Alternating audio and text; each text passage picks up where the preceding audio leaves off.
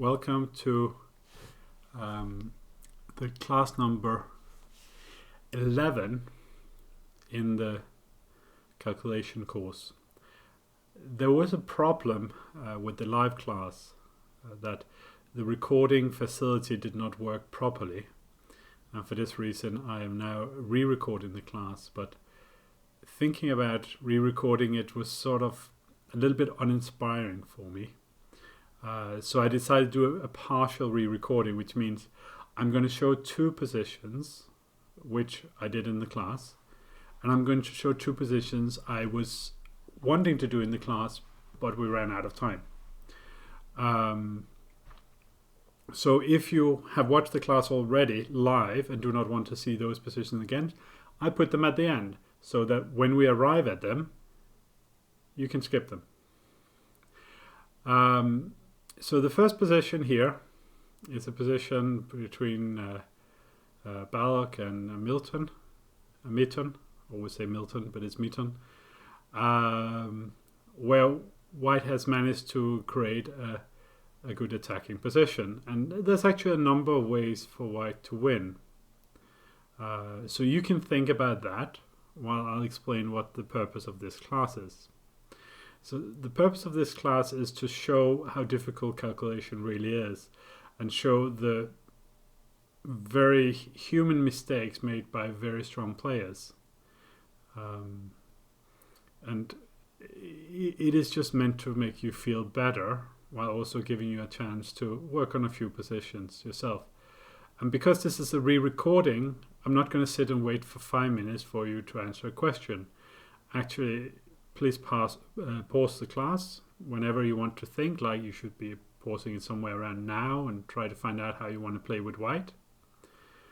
And then come back when you're ready. So you should be back now. And here White took an e5. The game continued. So click here. Take. And king c1, and here White doesn't have any advantage to speak of, and the draw was agreed very quickly. White would be able to play queen f2 and establish an attack. There's a very spectacular line that goes like this.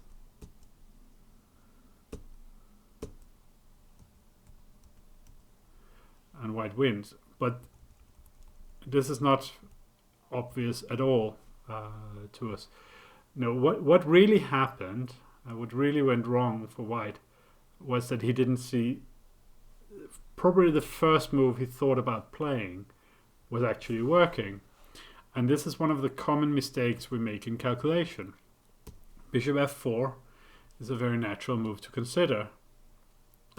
And here, of course, Black had considered bishop takes c2. And I don't know what went wrong with Balak. My presumption is that he just saw bishop takes c2 and then disregarded everything. He was going too fast. And we talked a lot about the importance of not going fast, of going slow and being in control. And this is not what happened here. If king c2, then queen takes e1 followed by rook e2, and Black's certainly winning. But White has a not very difficult move. King b2, and then Black will play queen takes e1, and the rook takes h7, and White is simply winning. This is not difficult at all, but it's possible to understand that Balak here was thinking probably, but he just disregarded bishop f4 because bishop c2, and then he never returned to it. It's a very common mistake to make, and as we can see, even very, very strong players make it as well. So let's go to a more complicated example here. This is our good friend Alexander Motylev with White against Grigory Oparin, who's a very strong player and is past 2600 after this game. And here I'd like you to again stop and think of the position from White's perspective. What should White play? And the interesting thing with this example was that here we are around move, I think, 38. And White's under pressure, and things certainly have not been going his way. And he tried a combination at this point that didn't work. And we'll get back and see how that worked out. But first I'm going to show you the best way to play for White, which was bishop e2. Very surprising move. And here you would expect Black to play king f8 because White is threatening to play knight e7. And if we have a move like, let's say, bishop b7, then we have several options, but I think bishop takes g4 it looks most obvious. But also in some variations you could imagine bishop takes c4 being a reasonable move. Especially against bishop e6, because if we imagine some scenario with knight f6 and bishop takes e6, we can see White has counterplay. There's a lot of options. So king f8 is the strongest move, and White then has time for bishop f1, and Black's better, but the game continues.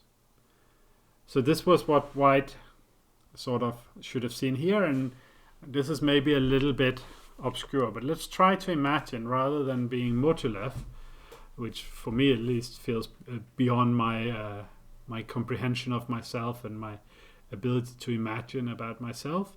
Let's imagine we are Parin, and after White's move bishop takes g4, we have a few moves to make. Check, check,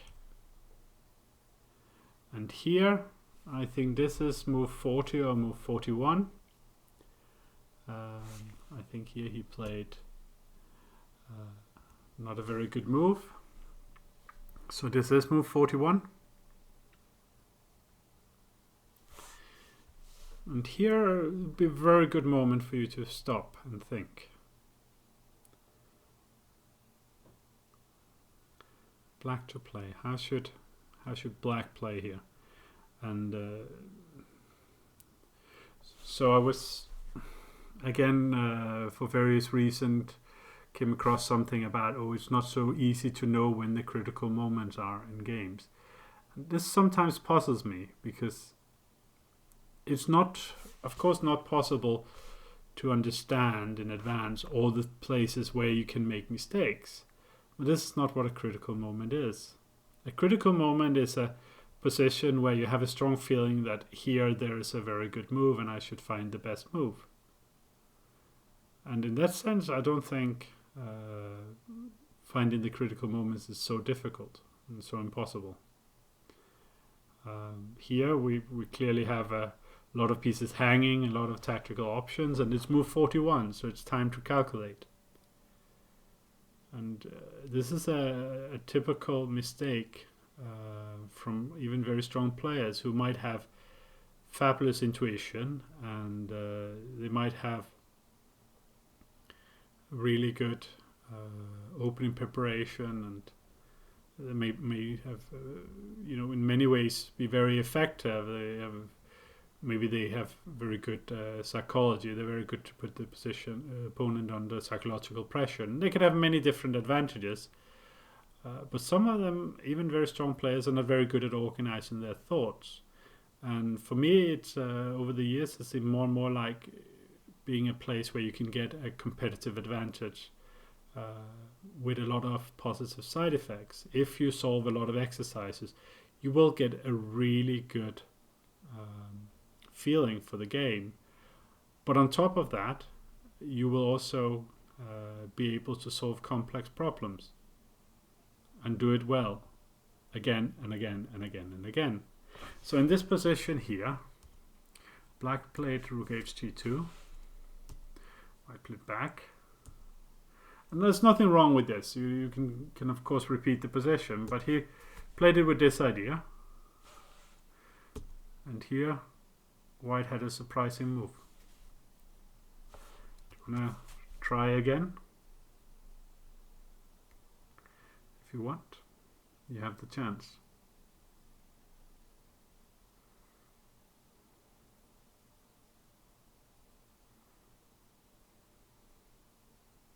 So I think you have seen the move, and we'll look at it still from black's perspective. Here white had the chance to play bishop c8, and he did it.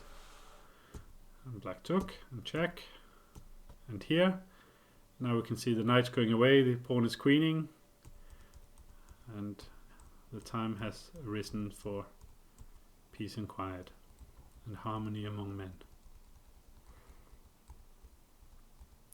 So in this position he had another way to win the game, and it was actually very easy. It's just about organizing your thoughts. If you're able to organize your thoughts, you're able to solve this position. Black's way to win the position was check here, and it's just about going slowly, and see the check here, and bishop takes g4 wins. Now we are of course threatening rook fg2 and bishop h3, and mate will come. The main point is we can take here, and king h2, rook c6. We don't need to see it. It's just about seeing it, organizing the thought, make sure that you see lots of options. This is a very common mistake a lot of you make. I used to make it, which is looking at the same line again and again and again, hoping that you will come to a different conclusion. Well, reality is that to calculate well, what you need to do is see many lines and then choose the one you like the best. It's a much better method. Okay, so for those of you who saw the live class, this is the moment you've been dreaded.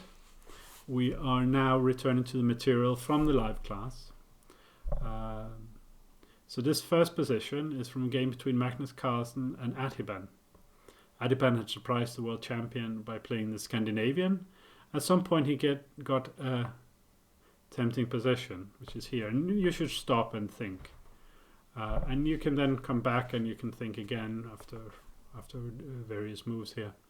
So in the game, black played queen c6, and the game ended in a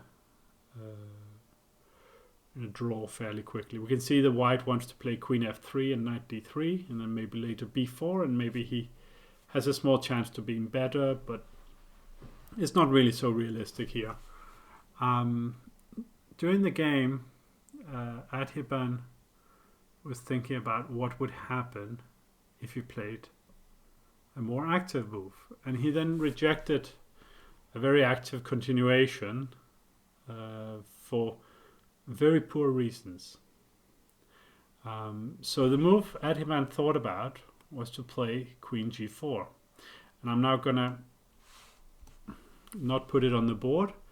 I'm gonna force you to sort of follow it in your mind, which means I also have to remember the various variations in my mind, which is probably going to be a trickier thing. So here black was considering queen g4, which is a very powerful move. The only thing that he would be unhappy about is if white played rook e1. And now we have to look for a good move for black, and if you haven't found one already, you should stop here. And so normally there's suggestions like knight e3, or this is the main one, but it doesn't really make that huge threat at the moment. I think, for example, we can play queen e2, and queen h3 doesn't work because we can take on e3. People have suggested knight e3 in the starting position, but there's bishop takes e3. So queen g4, rook e1. What Adhiban was considering was to play rook e3. Now, he wasn't afraid of something like queen f1, where we have rook f3. And we're already threatening, for example, d3 and rook takes g3. And if white plays knight d3, then we have knight e3. Queen e2 and bishop c7, followed by bishop takes g3. And generally, at some point around there, you're not trying to calculate everything very accurately. you're sort of having impressions of there's so many options and look very tempting, and generally my understanding of chess, my feeling for chess tells me that this looks right. Because I think in non-forcing positions, it's very difficult to calculate lines. You sort of have to go with general impression. But after queen g4, rook e1, rook e3, the problem for him was pawn takes e3, queen takes g3, king f1, queen f3, and king g1. And now knight f4 doesn't work because white has e takes f4 and the queen is defended from c1. This was what Adhiban saw. But he just went too quick, of course. Because after queen f3 check, king g1, and again you should stop if you haven't seen it, black has simply d takes e3, and there, knight f4 is coming, or we're taking on d2 with check, and white can only resign. So this was quite a sad occurrence for my good friend Adhiban. So queen g4, as said, rook e1, rook e3. This is best play. What happened we don't really care about. If queen f1, as said, rook f3, knight d3, knight e3, queen e2, and bishop c7. And even if bishop takes here, we take here, and the attack is absolutely winning.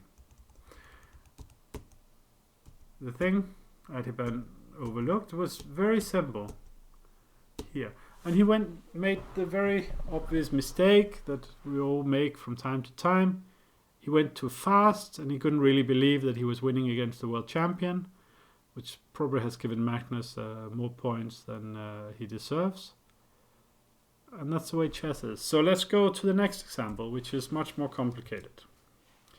The game between Vidit and Iturrizaga, probably pronounced very poorly. I apologize.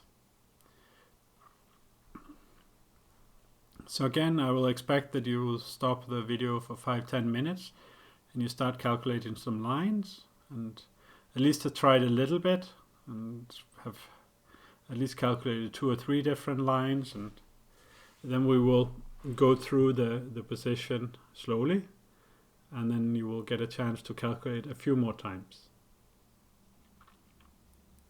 So first of all here, Vidit, he decided that the sacrifice did not work, and he played bishop f4, and he was a little better, and Iturrizaga played very well and equalized, and we're not going to spend too much time on that. I'm just going to show you a few moves. Like put the pieces into the game. And draw was agreed. So the tempting thing is, of course, to take 2 times on f6, starting with bishop takes, knight takes, rook takes, pawn takes. Queen takes f6, rook e6, and rook followed by rook be8. Doesn't make any sense. The same with knight e4, which could be very tempting because you don't want to allow rook e2 check. It doesn't make sense also because black has rook takes e4. And after queen takes e4, we exchange queens and king g7, and black's fine. And after pawn takes e4, black has rook e8, attacking the e4 pawn. And if white plays rook f4, then black has f5 and equalizes. So that's not the intention. The critical line, and I'll show everything in the end. The critical line here is bishop f6, knight f6, rook f6, pawn f6, and knight to d5. And here we should find there are probably 4 different options for black. And again, try to keep this in your mind and try to find at least 4 options for black. You might find more options. And if you want to be very thorough about it, you should find them and calculate them, and then continue the video after this. And it's really the best thing for you to do. So after knight d5, the first candidate to calculate is rook e2 check. And here there's a very interesting thing. You should stop again, think what you want to play with white, and then come back. Intuitively, there's a very interesting thing that most people would want to play king g1, simply not to exchange rooks while we're giving up the exchange. But reality is the rook on e2 is just much more powerful than the rook on f1.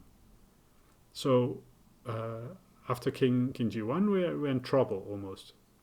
Black is able to bring in pieces like queen c6, and we will go through these lines, and they don't look appetizing at all. But white has rook f2. After black takes on f2, we take back with the king. We can see that black actually cannot make a move to bring either queen or rook into the game. So we get to play knight takes f6 and queen f4 and queen takes h6. And then we have fantastic compensation for the exchange. It's not winning, but white is better, which is all what we're going for in this position. So again, going back to the exchange sacrifice in knight d5, black has the option king f8. But after knight takes f6, it transposes to all the different options. We have rook e2 check. We have either rook to d8. So let's first take rook e d8. And all we need to see here, let's say we take it immediately, then we have knight takes f6 check. And we have king f8. And then white plays queen f4. And he will take on h6. King g7, knight h5 is not good for black at all. Black doesn't want to give white a check on g7 with the queen. So there we know we will take the second pawn, we will continue the attack, and the game looks pleasant. Black doesn't have rook d2 because our queen is on f4. We don't play queen h4, we play queen f4. And this is all we need to see to play this variation. We should be better there. We can always play knight e4 later. Now we're not afraid of him giving the exchange back. So the critical move, and the move that was the reason why Vidit did not give the exchange sacrifice, is rook b d8. Again, we have knight takes f6 check. Black cannot play king h8 because after queen f4 we have threatening knight e8 and we're threatening queen h6. So he must play king f8. And this is a difficult position. Here in the live class there was many suggestions of queen f4, queen g4 or queen h4. After which black will come in with rook e2 check and rook to d2, and the queen will go to c6, and we see that we're actually not threatening mate with white. So in that position, after the exchange sacrifice on f6, knight d5, rook b d8, knight f6, king f8, you have to find something more for white. Now, hopefully, you got this in your mind's eye and you're sitting trying to solve it. But if not, I am going to show it on the board. But first I'm going to show the other variations we have been talking about. So take, rook f6, take. If knight e4 we take back here, and f e4, rook e8, for example, like this, and it's totally equal, at least. Maybe white has even gone too far there. But knight d5, and here there was some various suggestions. So someone suggested also during the live class queen c6, but we can take on f6 and e8 and we're pawn up. Already we are a success. So rook e2, and here if king g1, then rook c8, and things are not so easy here. Let's say for example knight e4 or queen c6. And we can see the rook on f1 never came into the game. That's not what we wish it for. So here we have rook f2. So take. Now we play knight f6 and queen f4, and white is better. The game continues, it's not over. A lot of things will still happen. But that's the nature of chess. Games continue. But the black king remains in danger. The queen and knight are enough of a team to create problems.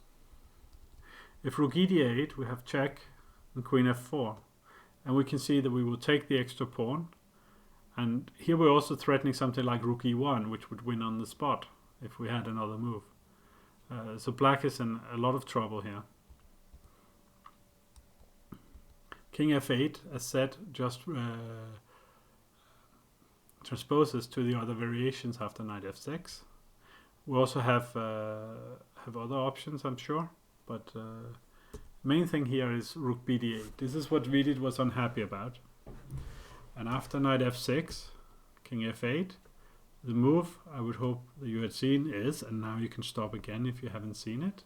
And I know there's knight h7, knight f6 is perpetual. I told you queen f4, queen g4, queen h4 don't work. So the move to c is knight d7 check. And here, of course, if it takes, we have a variation like this, and white is playing for win. There's still a lot of play to be had. There's still problems, but black has a weak pawn on h6, and the white king will come in and create trouble, and it's unpleasant for black. Still, this is probably the best choice, because king g8, which looks much more competitive, looks like is offering much more resistance, falls to a very strong move. And this is really the main point of the whole combination, which is rook e1. It's not so surprising. The worst placed piece comes into the attack. Here we're threatening rook takes e8 followed by knight f6. And if we take here, then we play rook ending a pawn up and very good chances.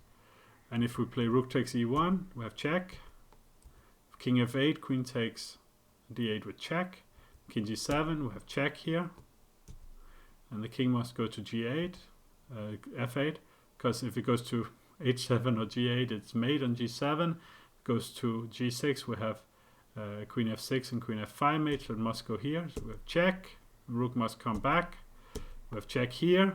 Now it's a very bad situation. Queen e7, we have queen takes h6, king g8, we have knight f6.